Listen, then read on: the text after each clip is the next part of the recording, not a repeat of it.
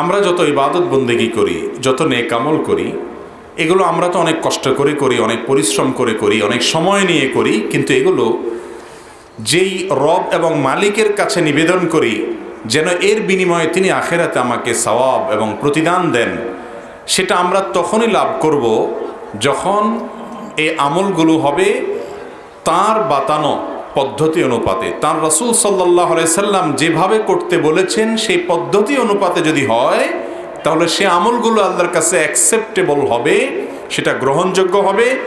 আর যদি সে আমলটা নবী করিম সাল্লাল্লাহু আলাইহি সাল্লামের সুন্নাহ অনুযায়ী না হয়, বরং আমাদের মন গড়া কোনো নিয়মে হয়, তাহলে সে আমল আল্লাহর কাছে গ্রহণযোগ্য হবে না। একজন সালাত আদায় করেছে, নামাজ পড়েছে, কিন্তু নামাজটা মুহাম্মদুর রাসূলুল্লাহ সাল্লাল্লাহু আলাইহি সাল্লামের বাতানো নিয়ম অনুযায়ী হয় নাই, তিনি অন্য কোনো নিয়মে পড়েছেন যেটা হাদিসের সাথে মিলে না, নবী সাল্লাল্লাহু আলাইহি সাল্লামের সুন্নাহর সাথে কোনো মিল নেই, এই রকম নামাজ, এরকম সালাত আল্লাহর কাছে গ্রহণযোগ্য হবে না।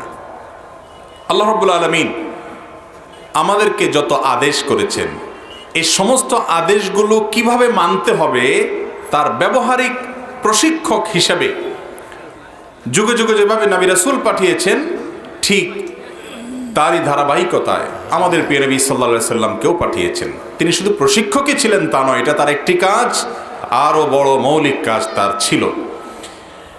আমরা যত ইবাদত করার নির্দেশ আল্লাহর পক্ষ থেকে পেয়েছি, যত ভালো কাজ করার নির্দেশ পেয়েছি, এই কাজগুলো ভালো হিসেবে আল্লাহর খাতায় উঠবে, আখিরাতে বিনিময় পাওয়া যাবে তখন যদি এগুলোর ব্যবহারিক পদ্ধতি, প্র্যাকটিক্যাল পদ্ধতি আল্লাহ রাসূল সাল্লাল্লাহু আলাইহি সাল্লাম যেভাবে করেছেন, করতে বলেছেন, ওইটার সাথে যদি মিল হয়, যারটা যত বেশি মিল হবে তারটা আল্লাহর কাছে তত বেশি গ্রহণযোগ্য হবে কিয়ামতের দিন ইনশাআল্লাহ। এই জন্যই কোরআনে হাকিমে আল্লাহ রাব্বুল আলামিন বারবার বলেছেন, আতিউল্লাহ ওয়া আতিউর রাসূল, তোমরা আল্লাহর আনুগত্য করো এবং রাসূলের আনুগত্য করো। আলাদা করে কেন বললেন? আল্লাহর আনুগত্য করা এটাই তো যথেষ্ট ছিল সেই সমস্ত বন্ধুদের ব্যাখ্যা অনুযায়ী, যারা মনে করেন শুধু কোরআনকে অনুসরণ করলেই চলবে, হাদিস এটা অনুসরণ করে নির্দেশ নাকি ইসলামে নাই। যদি তাই হয়ে থাকে তাহলে আল্লাহ তাআলা কেন বললেন আতিউল্লাহ ওয়া আতিউর রাসূল? আল্লাহর কথা শোনো এবং রাসূল সাল্লাল্লাহু আলাইহি সাল্লামের কথাও শোনো। রাসূল সাল্লাল্লাহু আলাইহি সাল্লাম কি আল্লাহর কথার বাইরে নিজে থেকে কোনো কথা বলেছেন? মা ইয়ানতিকু আনিল হাওয়া ইন হুয়া ইল্লা ওয়াহয়ুন ইউহা। তিনি নিজে থেকে কিছু বলেননি, বলেন না। তিনি যা কিছু বলেন এগুলো ওহী, আল্লাহর তরফ থেকে আসে। এর বাইরে মন থেকে, হাওয়া থেকে, প্রবৃত্তি থেকে, তার নফস থেকে তিনি বানিয়ে নিজে থেকে কোনো একটি কথাও বলেন না। ইয়ানতিকু কোরআনে কারীমের এই শব্দটির সরল অর্থ দাঁড়ায় তিনি কোনো কথা উচ্চারণ করেন না, কোনো কথা উচ্চারণ করেন না ওহী ছাড়া। এখান থেকে স্পষ্ট বোঝা যায় নবী করিম সাল্লাল্লাহু আলাইহি সাল্লাম যা করেছেন, যা বলেছেন, যা রেখে গেছেন, মুসলমান আখিরাতে মুক্তি পেতে হলে সেগুলোর অনুসরণ করা ছাড়া কোনো উপায় নাই। আল্লাহ রাব্বুল আলামিন চাইলে আসমান থেকে জিবরিলের মাধ্যমে কোরআন ডাইরেক্ট পাঠিয়ে দিতে পারতেন। পারতেন কি পারতেন না?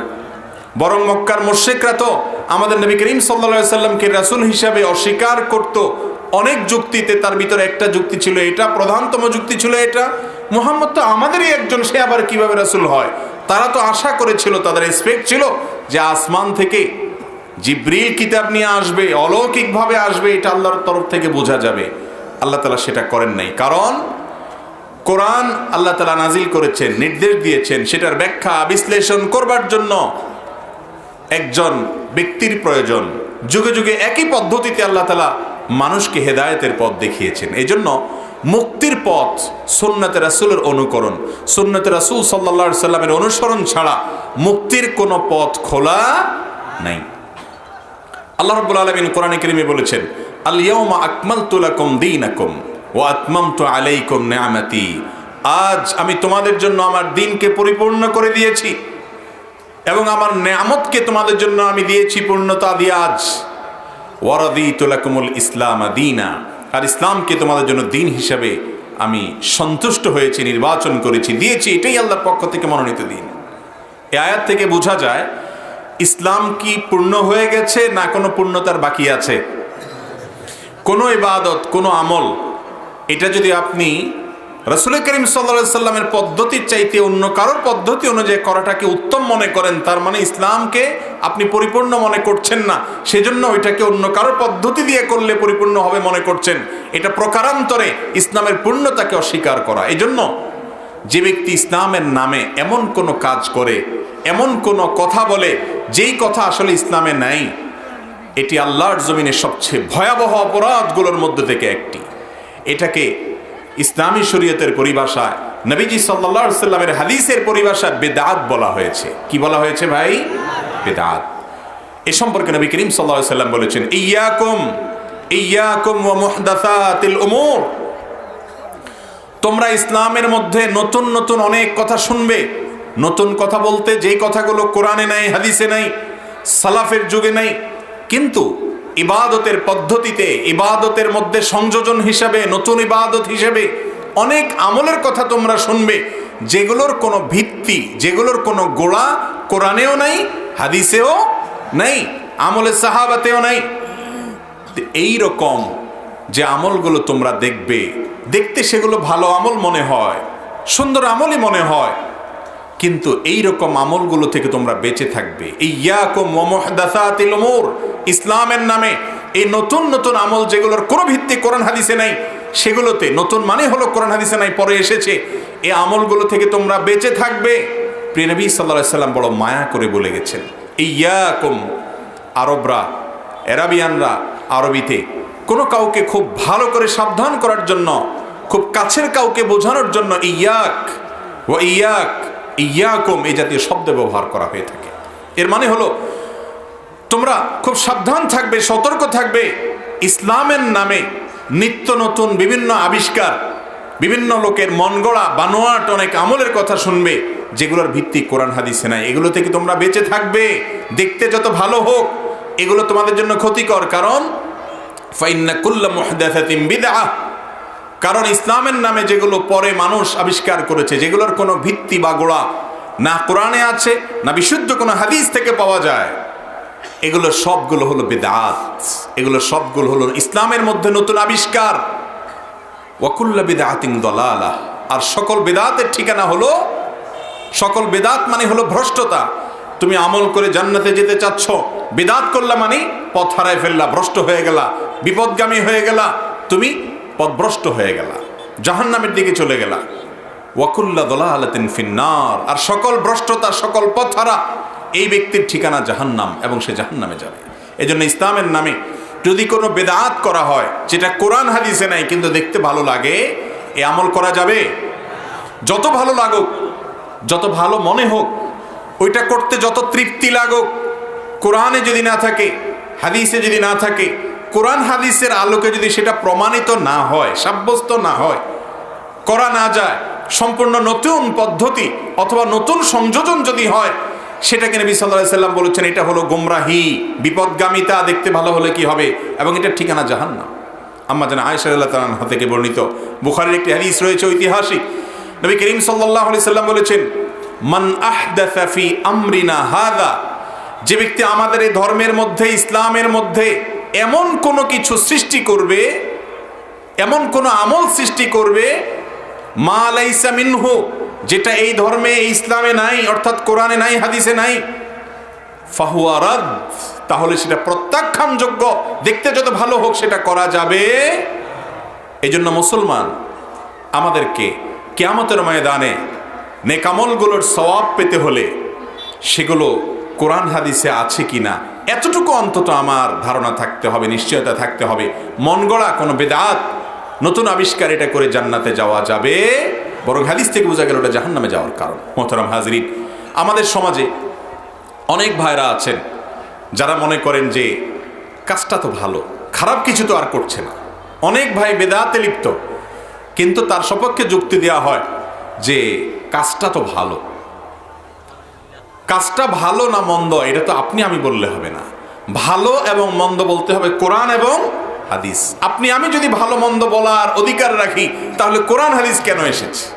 আমাদের অনেক ভাইরা বেদাত সম্পর্কে আলোচনা করলে একটা কমন প্রশ্ন ছুড়ে দেন, একেবারে কমন প্রশ্ন। সেই প্রশ্নটা হলো, হুজুর যে মাইকে ওয়াজ করতেছেন এটা কি রাসূলের যুগে ছিল? এই মাইকে ওয়াজ করার কথা কি কোরআনে আছে? এটার কথা কি হাদিসে আছে? এই ক্যামেরাগুলোর কথা কি কোরআন হাদিসে আছে? এই লাইট বিদ্যুতের কথা কি কোরআন হাদিসে আছে? এগুলো কি রাসূল সাহাবীর যুগে ছিল? তাহলে এগুলো যে আপনারা করতেছেন এগুলো তো বেদাত হচ্ছে। এরকম একটা প্রশ্ন আছে না নাই? এই প্রশ্নের উত্তর খুবই সোজা, খুবই সরল ভাই। সেটা হলো, একটা হলো দুনিয়ার ক্ষেত্রে নতুন আবিষ্কার, একটা হলো দ্বীনের ভেতর নতুন আবিষ্কার। দুনিয়ার কোনো কাজে নতুন আবিষ্কার মানেই ভালো, যত আপডেট হবে তত ভালো, যত আপডেট পাওয়া যাবে তত বেশি দামি হবে। মোবাইল সেট আপডেট যেটা আসবে, নতুন যেটা আসবে, পুরানটার চাইতে সেটা ভালো হবে, উন্নত হবে, এতে কোনো সন্দেহ নেই। দ্বীনের ক্ষেত্রে এই যুক্তি চলবে না।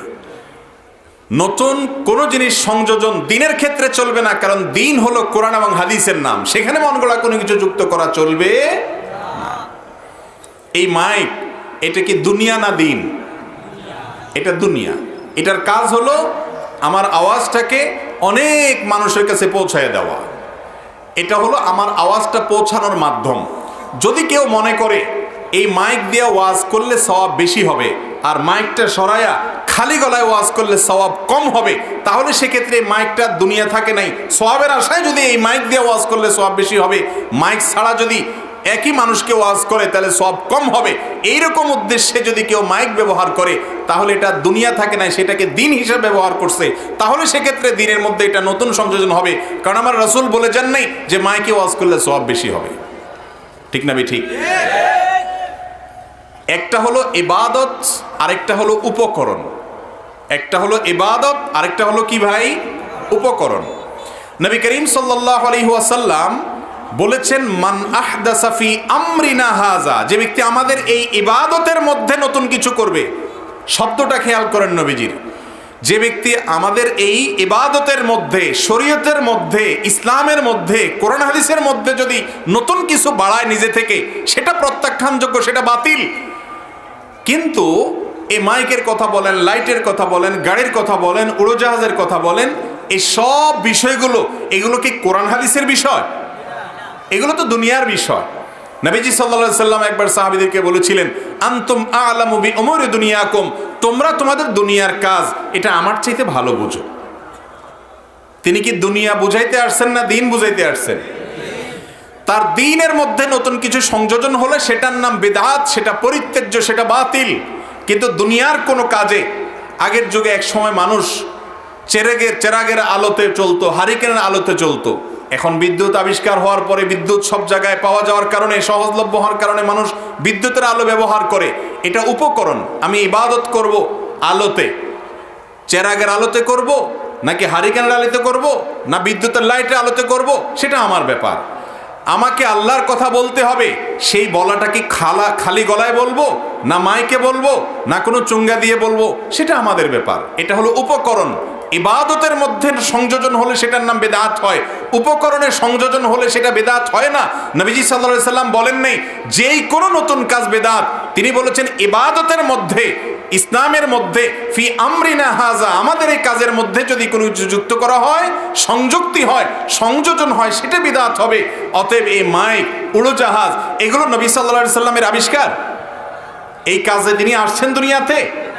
তাহলে এখানে যদি কোনো সংযোজন হয় সেটা বেদাত হওয়ার প্রশ্ন একেবারেই অবান্তর, একেবারেই হাস্যকর প্রশ্ন। ভাইরা আমার, নবী করিম সাল্লাল্লাহু আলাইহি ওয়াসাল্লাম তিনি ঘোড়ায় চড়ে ওমরা করতে গেছেন, হজ করতে গেছেন, গাদায় চড়ে গিয়েছেন, উটে চড়ে গিয়েছেন, বিভিন্ন বাহনে চড়েছেন, সেগুলো এখন নাই। এই যে আপনি ওমরা বা হজে যাবেন, এটা হলো নির্দেশ, ইবাদত। কিভাবে যাবেন এটা হলো উপকরণ, মাধ্যম। কি পদ্ধতিতে যাবেন, কিসে চড়ে যাবেন, এটার নাম উপকরণ, এটা মাধ্যম, সেটা আপনার ব্যাপার। আপনি পায়ে হেঁটে যাবেন, না ঘোড়ায় যাবেন, না বিমানে যাবেন, সেটা আপনার খুশি। শরীয়ত সেখানে আপনাকে কিছু বলে নাই। শরীয়ত বলছে হজ করতে হবে। হজের মধ্যে যদি যায় বলেন যে না, এই কাজগুলো হাদিস কোরআনে আছে, আরেকটা কাজ করলে ভালো হয়, সেটাকে আপনি যদি সুন্নাতের মতো স্টাবলিশড করেন এবং বেদাতের সংজ্ঞায় পড়ার মতো করে করেন, তাহলে সেই কাজটা বেদাত হবে। তাহলে বোঝা গেল একটা হলো উপকরণ, আরেকটা হলো ইবাদত। এই দুটাকে এক করে ফেললে তখন বেদাতের সংজ্ঞা বুঝতে অসুবিধা হবে। নবীজি উপকরণের কথা বলেন নাই, তিনি ইবাদতের কথা বলেছেন। ইবাদতের মধ্যে নতুন কিছু যুক্ত করলে তার নাম কি হবে? বেদাত হবে। বাংলাদেশের একজন অনেক বড় আলেম ছিলেন, তাকে আজ তরুণরা চিনে না বললেই চলে। মুফতি ফয়জুল্লাহ রহিমাহুল্লাহ চট্টগ্রামের, যিনি সারা জীবন বেদাতের বিরুদ্ধে, শিরকের বিরুদ্ধে সোচ্চার ছিলেন, তিনি বেদাতের সংজ্ঞায় ফার্সি একটা পংক্তি বলেছেন, অসাধারণ লেগেছে আমার কাছে। তিনি বলেছেন, গায়রে দীরা দী সমর্দান বেদাতাস্ত, যেটা দিন না, ইসলাম না, সেটাকে ইসলাম মনে করলে সেটার নাম বেদাত হবে। এ লাইট, গাড়ি, বিমান এগুলাকে কেউ ইসলামের কাজ মনে করে? অতএব এগুলো বেদাতের আওতায় পড়বে না। মুহতারাম হাজরিন, বিদাত কত জঘন্য অপরাধ, কত ডেঞ্জারাস অপরাধ, এটা বোঝার জন্য আমি ছোট্ট একটা উপমা দিই। উপমাটা হলো, আপনি দোকানে গিয়েছেন, আপনার কাছে টাকা নাই পকেটে, ক্ষুধা লেগেছে, দোকানদারকে বলেছেন, ভাই আমি অনেক বেশি ক্ষুধার্ত, বা এই সদাইটা আমার খুব দরকার, কিন্তু পকেটে টাকা নাই, তুমি আমাকে এটা বাকি দাও, অথবা আল্লাহর হস্তে একটু আমাকে এটা দাও। এমন কিছু চাইলেন যেটা দোকানদার চাইলে দিয়ে দিতে পারেন। দোকানদার যদি ভালো মানুষ হয়, দানশীল মানুষ হয়, মানুষের প্রতি আন্তরিক হয়, তাহলে এই দানশীল মানুষটা কিন্তু আপনাকে চাইলে, ঠিক আছে তোমার ক্ষুধা লাগছে, একটা কেক দিয়ে দিলাম, একটা স্যান্ডউইচ দিয়ে দিলাম, 2 পিস বিস্কিট দিয়ে দিলাম, একটা কলা দিয়ে দিলাম, সে ফ্রি দিয়ে দিলে দিতে পারে। ঠিক না বে ঠিক? কোনো টাকা নাই, বিনা টাকায় পাইলেও পাইতে পারেন। সাধারণত টাকার বিনিময়ে দেয়া হয়, টাকা ছাড়া দেয়া হয় না, কিন্তু কাউকে টাকা ছাড়া দিলে দোকানদার দিতে পারে, তার যদি দিলে মায়া হয়ে যায়। ঠিক না বে ঠিক? আবার একই কেস আরেকজনের জন্য ভিন্নভাবে ঘটেছে। তিনি দোকানে গেছেন, তার পকেটে কোনো আসলে টাকা নাই, অথবা আছে কিন্তু সে একটা জাল নোট নিয়ে গেছে। নোটটা জাল, নকল, আসল না। এটা বাংলাদেশ ব্যাংকের নোট না, এটা গোড়ায় নাই, এটা নকল, কেউ বানাইছে পরে। তো এই নোটটা নিয়ে দোকানদারকে সুন্দর করে দিয়া বলতেছে, ভাই আমাকে সদাই দাও, জুস দাও, আমাকে কেক দাও, আমাকে স্যান্ডউইচ দাও, বিস্কিট দাও, কলা দাও। সে সদাই কিনতে গেছে। তার ওই নোট ধরে যদি দোকানদার টের পায় যে এটা জাল টাকা, তাহলে কি বলবে? যে আহারে বেচারার কাছে হয়তো আসল টাকা নাই, সেজন্য জাল টাকা নিয়ে আসছে, থাক জাল টাকা দিয়েছে তাতে কি, তাকে সদাইটা দিয়ে দিই, এরকম হবে? কি করবে? দোকানদার বলবে যে আচ্ছা ভাই বসেন। এদিকে 999-এ কল করবে, 999-এ কল করে বলবে, পুলিশ ভাই, কাস্টমার তো একটা পেয়ে গেছি, জলদি চলে আসেন। নকল টাকা সহ হাতে নাতে ধরা। আল্লাহ জানে কত মানুষকে ঠকাইছে এইভাবে এ নকলবাজ। পুলিশের হাতে উঠাই দিলে সদাই তো পাবেই না ওই নকল টাকা দিয়া, বরং ঠিকানা যাবে কোথায়? জেলখানায়, 17 শিকে। ঠিক না ভাই ঠিক? ঠিক একইভাবে আপনি যে আমলটা কোরআন হাদিসে আছে আসল, ওই যে বাংলাদেশ ব্যাংকের টাকার মতো গোড়া অরিজিনাল যেটা কোরআনে আছে, হাদিসে আছে, সে আমলটা আপনি করেন। আমল করতে পারেন নাই কোনোটা, আল্লাহর কাছে কিয়ামতের দিন যদি বলেন, আল্লাহ চেষ্টা করছি যতটুকু করার, কিন্তু আমার আমল নিয়ে আসতে পারে নাই, মালিক তুমি তো আরহামুর রাহিমিন, তুমি দয়া করে যে জান্নাত আমাকে বিনা আমলেই দিয়ে দাও। দুনিয়ার কোনো শক্তি, সৃষ্টিজাত কোনো শক্তি নেই তোমার জিজ্ঞাসা করার যে তুমি কেন দিলা, কারণ তোমার জিজ্ঞাসা করার তোমাকে জিজ্ঞাসা করার অধিকার কেউ নাই, সব সৃষ্টি তুমি স্রষ্টা। এই কথা বলে যদি আল্লাহর কাছে বলে, আল্লাহ যদি তার কোনো বান্দাকে বলে, ঠিক আছে আমল টামল বেশি আনস নাই, ইমানটা ঠিক আছে, যা জান্নাত দিয়ে দিলাম, কারোর বাপের ক্ষমতা আছে কিছু বলার? ওই যে দোকানদার যেরকম তার সদাই একজনের টাকা নাই, তাকে চাইলে দিয়েও দিতে পারে। ঠিক একইভাবে আপনি যদি মেইন আসল নকল আমল বাদ দিয়ে আসল আমলটা যদি করেন, ইমানটা ঠিক রাখেন, আমল কম থাকলেও আল্লাহর কাছ থেকে জান্নাত পাইতেও পারেন। যদিও আমলের বিনিময়ে জান্নাত হবে, আল্লাহ চাইলে কাউকে দিয়েও দিতে পারেন, সে সম্ভাবনা কিছুটা আছে। আবার তাই বলে আমল ছেড়ে দিয়ে বসে থাকেন না যে আল্লাহ তো দিয়ে দিবে, হুজুর বলছে। আল্লাহ তাআলা আমলের বিনিময়ে দিবে। কাউকে, ওই যে দোকানদার তো টাকার বিনিময়ে দেয়, হঠাৎ কাউকে দিলে দিতে পারে, আল্লাহও চাইলে কাউকে দিতে পারেন, আল্লাহর ইখতিয়ার আছে। কিন্তু যদি আপনি ওই নকল টাকাওয়ালার মতো নকল টাকা নিয়ে যান, সদাইয়ের পরিবর্তে যদি জেলখানায় যান, একইভাবে ইসলামের নামে যদি এমন কোনো আমল নিয়ে যান যে আমলটা কোরআন হাদিসে নাই, ওই বাংলাদেশ ব্যাংকের নোটের মতো না, এটা জাল, এটা ভিত্তিহীন বানোয়াট, মানুষের বানানো, রাসূল সাল্লাল্লাহু আলাইহি সাল্লামের দেওয়া আমল নয়, এই আমলটা বেদাতের সংজ্ঞায় যদি পড়ে যায়, তাহলে এটা জাল টাকার মতো। এটা নিয়ে কিয়ামতের ময়দানে মুছে তেল দিতে দিতে যাবেন যে ঠেকায় কে, এবার এত আমল নিয়ে আসছি। আর আল্লাহ রাব্বুল আলামিন তখন যখন দেখবেন যে আল্লাহ তো জানেন সব কিছু, যে সব তো নকল, কিছু আসল আছে কিন্তু কিছু নকলও আছে, এই নকল আমল দেখে ওই নকল টাকার মতো কোথায় যাবে সেটা আমার কথা না, নবীজির কথা। ওয়াকুল্লা বিদআতিন দালালাহ ওয়াকুল্লা দালালাতিন ফিন্নার। সকল বিদআত, সকল জাল আমল, নকল আমল যেটার কোনো ভিত্তি কোরআন হাদিসে নাই, এটা গুমরাহি, পথভ্রষ্টতা, আর এই পথভ্রষ্টতা জাহান্নামে নিয়ে যাবে, অর্থাৎ এই আমলের মাধ্যমে জাহান্নামে যাবে। ওই যে 14 শিখে যাবে সে সদাই তো পাবেই না, ওই আমল দিয়ে সওয়াব তো পাবেই না, উল্টা আরো গুনাহ হয়ে সে জাহান্নামে যাবে। আল্লাহ তাআলা আমাদেরকে বেঁচে থাকার তৌফিক দান করুন। বেদাত থেকে বেঁচে থাকার চেষ্টা করব তো ইনশাআল্লাহ। ভাইরা আমার, এই নকল আমল এটা আমাদের সমাজে আছে। এগুলো নিয়ে বলতে গেলে অনেক মুরব্বীরা বুঝেন না, ওনারা রাগ করে বলেন কি, বলেন যে কি হুজুর বাইর হয়েছে আজকাল, বলো যে এটা সঠিক না, এটা ভুল, ওইটা বেদাত। ভাই বেদাত মানেটা কি? সংজ্ঞা তো অনেক বলেছি, এটা একটা সরল বাংলায় গ্রাম্য একটা সংজ্ঞা বলি। বেদাত এটাকে আপনি যদি বাংলায় বলেন তাহলে তার অর্থ হয় দাঁত ছাড়া। বেদাত, দর উপরে চন্দ্রবিন্দু দিয়ে দেন। বেদাত মানে কি? দাঁত ছাড়া। আর দাঁত ছাড়া মানে এটার কোনো গোড়া নাই আর কি, কোরআনে নাই, হাদিসে নাই, দাঁত নাই, এটা আলগা আলগা উপর দিয়ে ভাষা ভাষা আছে, এটার গোড়া নেই। এটা যদি আপনি করেন সওয়াবের আশায়ও সওয়াব পাবেন না। বাবারা, যারা বেদাতের কথা শুনলে আপনারা রাগ হয়ে যান, আপনাদের বোঝার জন্য বলি, আমরা যখন খেতে চাষ করি তখন শুধু ধান গাছ, ফসলের গাছ হয় নাকি সাথে আগাছাও হয়? আগাছা হয় না আপনাদের এলাকায়? নাকি শুধু ফসলের গাছই হয়, আগাছা হয় না? আগাছা যখন হয় ওইগুলো আপনারা কি করেন যে আহারে এগুলো তো ফসলের মতোই তো দেখতে, একই রকম, তাই না? আসলটার সাথে নকলটাও আছে, সেগুলো আপনারা রেখে দেন। রেখে দিলে ফসল ভালো হয়। কি করতে হয়? সেগুলা তুলে তুলে, যাতে করে আবার ফসল না ওঠে, সাবধানে শুধুমাত্র সেগুলোকে তুলে তুলে কি করতে হয়? ফেলে দিতে হয়। আপনি যখন ইসলামের কাজ করবেন, ইবাদত বন্দেগী করবেন, কোরআন হাদিসের অরিজিনাল আমলের সাথে কিছু ডুপ্লিকেট, কিছু ভেজাল আমল শয়তান বিভিন্নভাবে ঢুকায় দিবে সমাজের মধ্যে। এই আমলগুলো ওই আগাছার মতো, এগুলোকে যদি পরিষ্কার করে ফেলে দেন, আপনার সুন্নতি আমলগুলোর মধ্যে বরকত হবে, ফসল ভালো হবে ইনশাআল্লাহ। আর যদি ওইগুলো রেখে দেন তাহলে আপনার ফসল ধ্বংস করে দিবে, আপনার ক্ষেত ধ্বংস করে দিবে, আপনার চাষাবাদ নষ্ট হয়ে যাবে, আপনার আমল নষ্ট হয়ে যাবে। এই জন্য দেখতে বেদাত কিন্তু ওই যে আগাছা, যেরকম ধান গাছের মতো, ধান গাছ ক্ষেতের মধ্যে যে আগাছা হয়, এগুলো দেখতে অনেকটা ফসলের মতো না, সবুজ শ্যামল, ওটার সাথে মিশে থাকে না?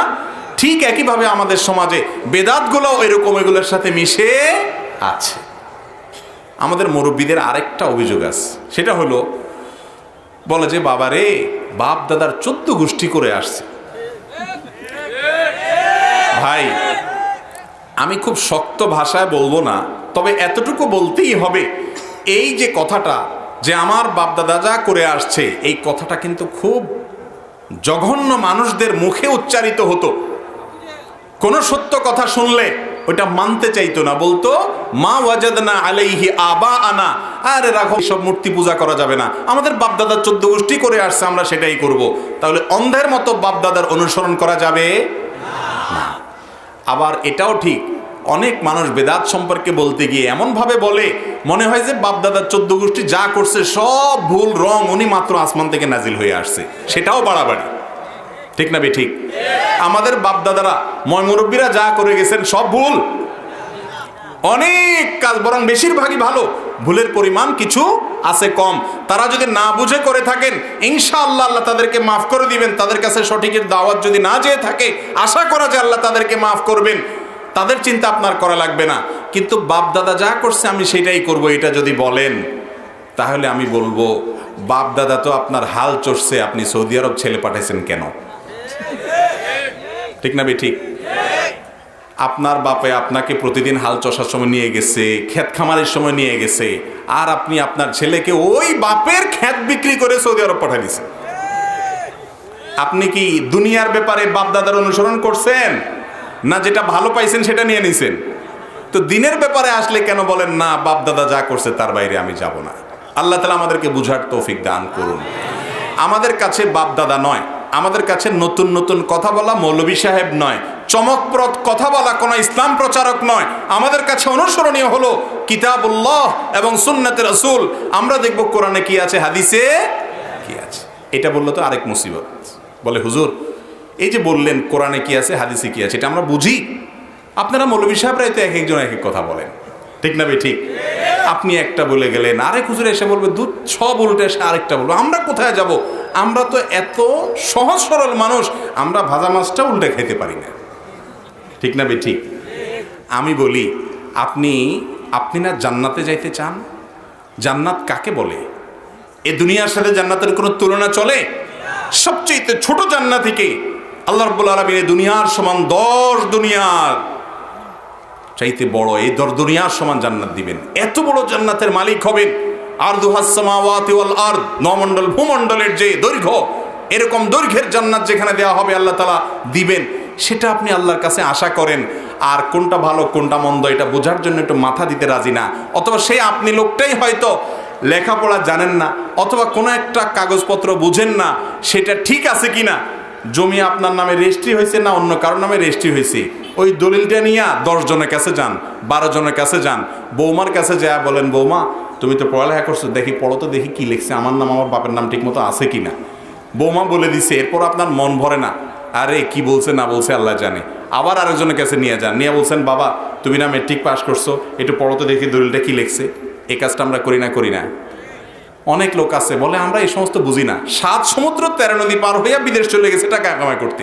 দুনিয়াটা আমরা ভালো বুঝি, এখানে আসতে বলি আমরা কিচ্ছু বুঝি না। হুজুররা এক একজন এক এক কথা বলে, এটা ঠিক।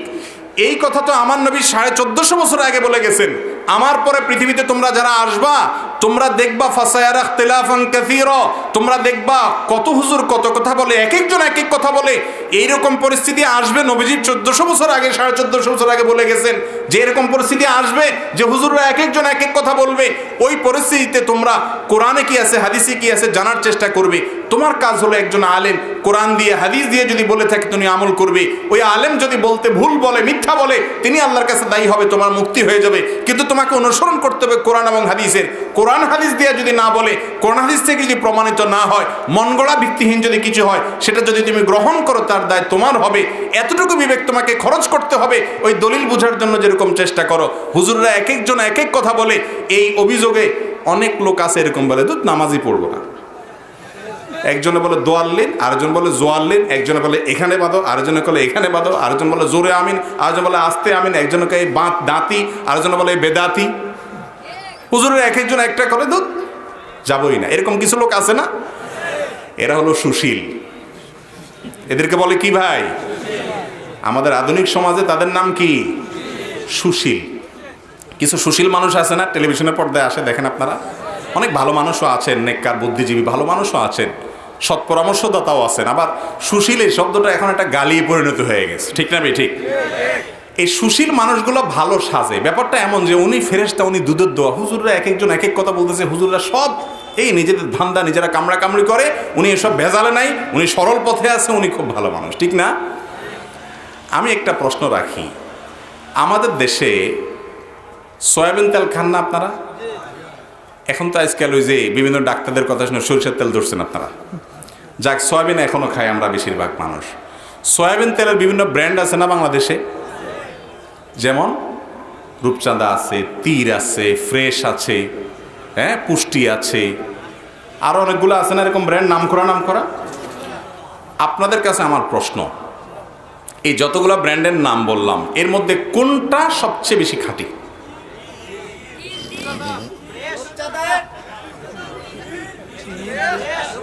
ফ্রেশ, হ্যাঁ। বসুন্ধরা, তীর, রূপচাঁদা, আর নাই পুষ্টি, হ্যাঁ, সুরেশ। আচ্ছা, কাজ হয়ে গেছে। এবার শুনেন আমার কথা। আমি শুধু প্রশ্ন করলাম যে তেল কোনটা খাঁটি। আপনারা এখানে যতজন ভাবখানা এমন ততগুলা মাযহাব এখানেই হয়ে গেছে, ঠিক না ভাই? ঠিক। আপনারা এক একজন এক একটা বলতেছেন ভাই, অথচ এই তেল কোম্পানির সবাই তার বোতলের গায়ে লেখে 90 ভাগ খাঁটি। এটা লেখে না? কি বলেন? আপনারা তেল ক্যান দেখেন না বোতল গায়ে কি লেখা? কি লেখা আছে? 80 ভাগ খাঁটি লেখা থাকে। কি থাকে লেখা? 100 ভাগ খাঁটি লেখা থাকে। ঠিক না বে ঠিক? আজ পর্যন্ত কোনো তেলখোররে দেখছেন? আমরা সবাই তেলখোর, তেল খাই। এমন কোন তেলখোরকে দেখছেন আজ পর্যন্ত যে রাগের চোটে বলছে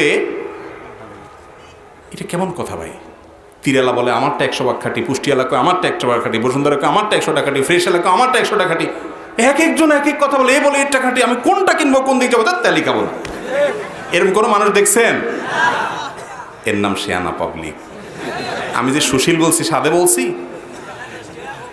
এই জায়গায় কি করতে হবে, এক একজন এক একটা বলতেছে, তাহলে আমার এখন কি করতে হবে এটা আমরা ঠিকই বুঝি। এখানে আমরা এটা বলি না আমি কি পুষ্টিবিদ, আমি কি খাদ্য শক্তি সম্পর্কে বিশেষজ্ঞ কেউ, এটা নিয়ে কি আমার কোনো পড়াশোনা আছে, গবেষণা আছে, আমি কি জানি কোনটাতে শতভাগ খাঁটি আছে না আছে, আমার কাছে কি কোনো ল্যাব আছে পরীক্ষা করার, আমি কিভাবে বুঝবো?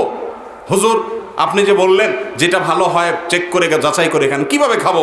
এতজন এত কথা বলে, আমি তো বুঝিও না কোনটা ভালো, কোনটা শতভাগ, কোনটা 90 ভাগ, কোনটা 95 ভাগ, আমি কিভাবে যাচাই করবো? তো আমি তেলই খাবো না। এই কথাটা আপনি বলেন না। আপনি কি করেন আমি বলি। আপনি প্রথম নতুন বিয়ে করার পরে যখন সংসার করেন, বাপ মা আলাদা ঘর তুলে দেয়, এতদিন বাপের হোটেলে খাইছেন, উনি তেল কিনছে, আপনি কিনেনও নাই, টং টং করে শুধু টোটো কোম্পানির ম্যানেজারই করছেন আর খাইছেন। এখন বিয়ের পরে যখন হাঁড়ি পাতিল দিয়ে আলাদা সংসার করে দিছে, এবার আপনি বাজারে যান, বাজারে যাইয়া এবার তো বিপাকে পড়ে গেছেন। সারাদিন টোটো করে বাইরে ঘুরছেন, মা কি তেল দিয়ে রাঁধছেন না রাঁধছে হুঁশও নেই। এবার বাজারে যা দোকানদারে বলছেন ভাই তেল দেন, দোকানদার কোনটা দেবো, গাড়ি কোনটা মানে, আপনার হুঁশ নেই, কথার কথা। তো এবার আপনি বলতেছেন, চিন্তা করলেন যে অনেকগুলো আছে, সবগুলার গায়ে 100 ভাগ খাঁটি লেখা আছে, আচ্ছা একটা নেন, নিয়ে খায়া নতুন সংসার, বউরে বলেন রান্ধো দেখি কি হাল, বেডে বুটবাট ফুটপাট করে কিনা, কতটা শ্যুট করে এবং দামেও বনে কিনা, সব ঠিকঠাক আছে না। এটা শেষ হয়ে গেছে, আর বউ আবার তেল আনতে বলছে, আপনি বাজারে যাই বলছেন আগের বার এক ব্র্যান্ড কিনছি, এবার আরেকটা কিনি দেখি কি হাল। এবার এনে সেটা দেখেন, এভাবে কয়েকটা দেখার পর আপনার কাছে মনে হয়েছে না, টাকায় পয়সা দামে পড়তায় আমার শরীরের সাথে শ্যুট করা সব কিছু মিলায়া মাশাআল্লাহ এই ব্র্যান্ডটা আমার কাছে ভালো লাগে, আপনি সেটা খাওয়া শুরু করেন। ঠিক না বেঠিক? আচ্ছা আরেকটা প্রশ্ন করি, অনেকগুলো সিম কোম্পানি আছে না আমাদের দেশে, গ্রামীণ ফোন আছে, রবি আছে, এয়ারটেল আছে, হ্যাঁ বাংলা লিংক আছে, টেলিটক আছে, আর লাগবে না, মানে কয়েক মাযহাব বানানোর ব্যবস্থা হয়ে গেছে, আমার রসদ পেয়ে গেছে। আচ্ছা এবার যদি আপনাদেরকে জিজ্ঞাসা করি, এখানে এক কথায় উত্তর দিবেন, ইখতিলাফ করতে পারবেন না, কোন কোম্পানির সিম বেশি লাভজনক এবং ভালো?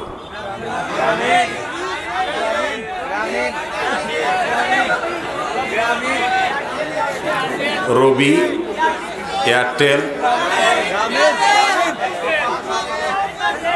শুনেন, কিছু কিছু এলাকায় কোনো টাওয়ার থাকার কারণে, ওই টাওয়ারের কারণে সুবিধা পায় মানুষ এটাকে ভালো বলে। এখন যদি আমি এখানে কুমিল্লার কিছু মানুষ আনতে পারতাম, বলতে অবশ্যই বাংলা লিংক, ঠিক না ঠিক? এখন যদি অন্য কোনো এলাকার লোক আনতাম যারা রবি ছাড়া কিচ্ছু তাদের ওখানে নেটওয়ার্ক পাবে, বলতো অফকোর্স রবি, ঠিক না ঠিক?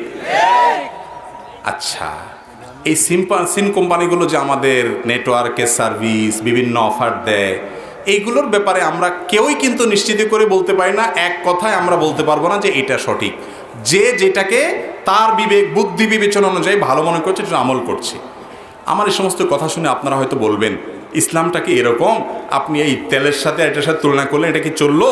আমি তুলনা করি নাই, শুধু বোঝানোর জন্য বললাম, কোনো বিষয়ে যখন আমরা ধোঁয়াশার মধ্যে থাকি, আমার বিবেককে আমি সর্বোচ্চ খরচ করার চেষ্টা করি যে কোনটা ভালো, কোরআন এবং হাদিসের মধ্যে কোনটা আছে কোনটা নাই, এটা নিয়ে যখন নানান মত হবে, আপনাকে আল্লাহ বিবেক দিয়েছেন জমির দলিল বোঝার জন্য নয়, আল্লাহ আপনাকে বিবেক দিয়েছেন 7 সমুদ্র 13 নদী পার হয়ে ভিসা কিনে, ভিসা চেক করে, মেডিকেল চেক আপ করে, ভিসা স্টাম্পিং করে, টিকিট কিনে, জমি জমাবে সে টাকা ক্যাশ ক্যাপিটাল করে বিদেশ যাওয়ার জন্য নয়। আল্লাহ আপনাকে বিবেক দিয়েছেন শুধু দুনিয়া কামাই করার জন্য নয়, দুনিয়া কামাই করেন সেজন্য বিবেক খরচ করেন, দোষণীয় নয়, দুনিয়া থাকলে দুনিয়া করতে হবে, কিন্তু আপনার অনন্ত অসীমকালের যাত্রা, যে যাত্রা থেকে আর ফিরে আসার সুযোগ হবে না। একবার আমল যদি ভেজাল হয়ে যায়, কিয়ামতের দিন আল্লাহ রাব্বুল আলামিন দেখে যদি বলেন যে বাতিল, ফিরে এসে নতুন করে করা যাবে ভাই? একটু বিবেকটা খরচ করলেই চলবে, আর কিচ্ছু না। আপনি আপনার বিবেক খরচ করার পর যদি সঠিকটা, যেটা আপনি সঠিক মনে হয়েছে উদ্ধার করতে পেরেছেন, সেটা অনুযায়ী আমল করেছেন, বাস্তবে সেটা ভুল হলেও বুঝের ভুল আল্লাহ তাআলা মাফ করবেন। নবী সাল্লাল্লাহু আলাইহি ওয়াসাল্লাম হাদিসে ওয়াদা আছে, আপনি চেষ্টা করবেন যে কোন আলেম কোরআন এবং হাদিসের রেফারেন্স দিয়ে, দলিল দিয়ে, নবী সাল্লাল্লাহু আলাইহি ওয়াসাল্লামের উদ্ধৃতি দিয়ে বলেছে, কোনটা কোরআন হাদিসের কাছাকাছি এবং কোনটা আসলে কোরআন হাদিসের কোনো ভিত্তি নাই, একেবারেই নকল, এটার কোনো গোড়া খুঁজে পাওয়া যায় না, এতটুকু জিনিস পরখ করার জন্য নিজের মাথাকে খাটানো প্রয়োজন হবে। যদি এতটুকু না করেন, আল্লাহ বলবেন কিয়ামতের দিন, বান্দা তুমি দুনিয়ার এত কিছুর জন্য মাথা খাটাইলা, তোমার জান্নাত যে আমল দিয়ে কিনবা, সে আমলটা তোমার টনটন করে বাজে কিনা, পিওর কিনা, আসল কিনা, সেটা নির্ভেজাল কিনা, বেদাত মুক্ত কিনা, এটা তুমি কতটা যাচাই করার জন্য শ্রম সাধ্য সাধনা তুমি মেহনত তুমি ব্যয় করেছো, এই জবাব কিন্তু আল্লাহর কাছে দেওয়া যাবে না। এই জন্য ভাইরা আমার, আখেরাতে মুক্তির জন্য দুটি জিনিস প্রয়োজন। একটির আলোচনা মাগরিবের পরে শেখ সিফাত হাসান করেছেন, এই জন্য আমি আর ওইটা বলি নাই। দ্বিতীয়টা আমি বললাম, প্রথমটি হলো শিরিক মুক্ত ঈমান লাগবে আখেরাতে মুক্তির জন্য। দ্বিতীয়টি হলো বেদাত মুক্ত আমল লাগবে। আমল করবেন, সে আমলটা যেন ভেজাল আমল না হয়, আসলে ভিতরে যেন ভেজাল ঢুকে না যায়। সতর্ক থাকতে হবে, সাবধান থাকতে হবে।